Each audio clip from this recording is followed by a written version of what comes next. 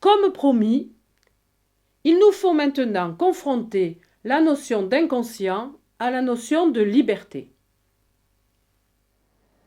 Nous voici donc dans le second mouvement de la relation entre le scientifique et le philosophe.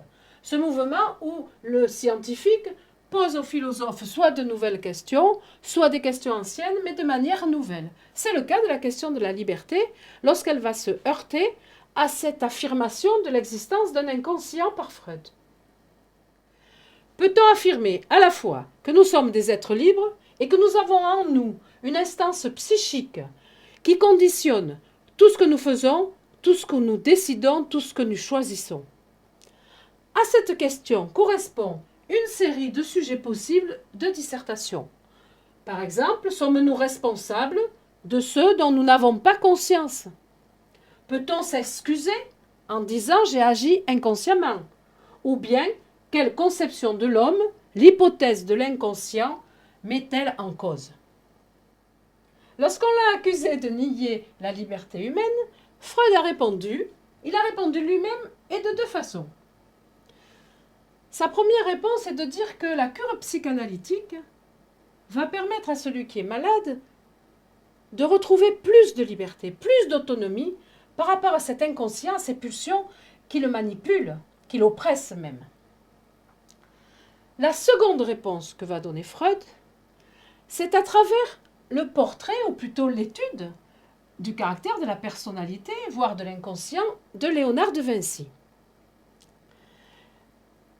Il montre que si Léonard de Vinci est devenu ce qu'il est, les racines se trouvent bien dans son enfance et notamment dans la personnalité de sa mère. Mais il affirme aussi qu'un autre enfant qui aurait eu le même vécu enfantin, qui aurait eu le même type de mère, ne serait pas devenu le génie qu'est devenu Léonard de Vinci. Vous trouverez en référence le texte qui vous expose ceci. Mais la liberté, c'est le choix éclairé d'un sujet conscient. Si ce choix est fait par la part obscure de notre psychisme, ce n'est pas un choix libre, nous sommes le jouet de nos pulsions. La liberté, c'est aussi la capacité à se projeter vers l'avenir, la capacité à faire des projets. Or, notre inconscient, ce n'est pas notre avenir, c'est notre passé, puisqu'il a été au fond fabriqué par nos expériences passées, par notre petite enfance, par nos traumatismes anciens. L'idée que l'homme se définit par son projet et non par ce qui est déjà donné, c'est une idée essentielle du philosophe Jean-Paul Sartre. Pour Sartre, nous sommes absolument libres. Nous sommes donc responsables de nos choix. Et parfois, nous en sommes donc coupables. Et c'est pour échapper à cette responsabilité, éventuellement à cette culpabilité, que nous nous inventons des excuses. En disant, ce n'est pas ma faute, c'est à cause de mon éducation, j'ai été poussé par telle et telle chose. Et pour Sartre, l'inconscient est aussi une excuse. Il est ce qu'il appelle la mauvaise foi.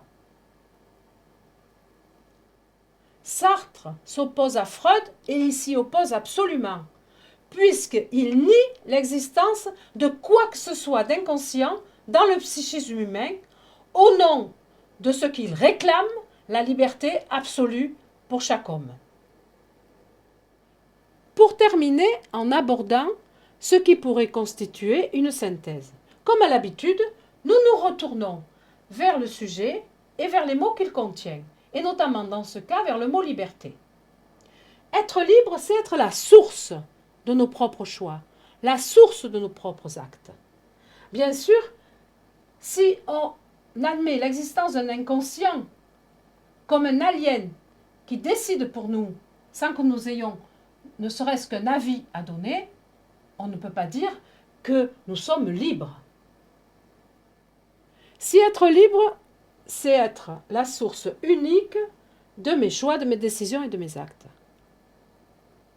Mais l'inconscient, est-ce autre chose que moi? Non, l'inconscient c'est bien moi, il n'est qu'à moi.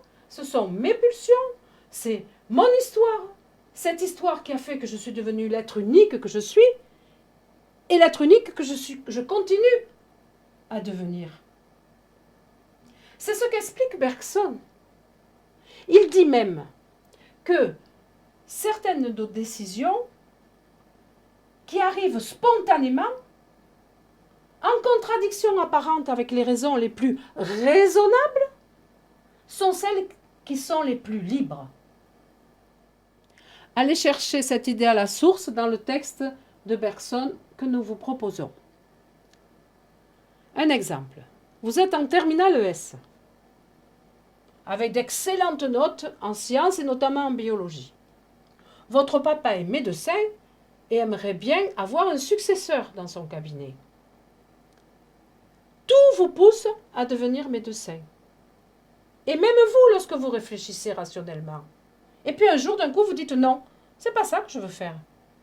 Je veux faire telle chose différente. Eh bien, Bergson dit qu'à ce moment-là, ce qui a pris la décision, c'est le moi d'en bas, le moi profond. Et que ce moi, il est vraiment vous. Il a été fabriqué par votre histoire.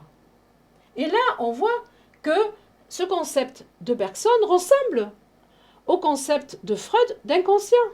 Ce moi d'en bas, pour Bergson, c'est celui qui est vraiment libre. Et hélas, dit-il, toutes nos décisions ne viennent pas de lui et beaucoup de nos actes et beaucoup de nos décisions ne sont pas réellement libres.